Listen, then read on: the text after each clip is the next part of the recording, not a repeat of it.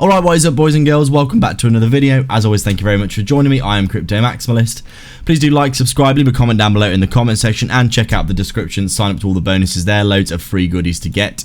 Make sure you go and sign up to those things down there. As you can see here, we are taking a look at XRP on our daily time frame then. Obviously after that back test of the 038, we have come up with a lovely reversal back above this previous level of support, flipped into resistance and then back. As you can see, ripped through the resistance, looking to retest as support and continue.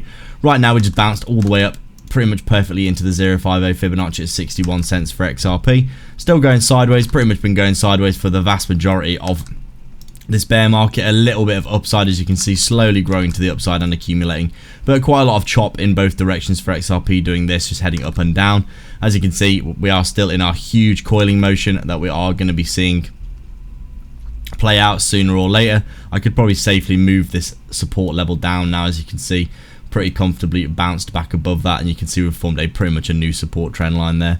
Right now XRP looking really good for continuation. We're waiting and seeing what's going to happen with Bitcoin, but obviously that huge SEC catalyst towards the end of the year, we could be looking at some big fireworks soon.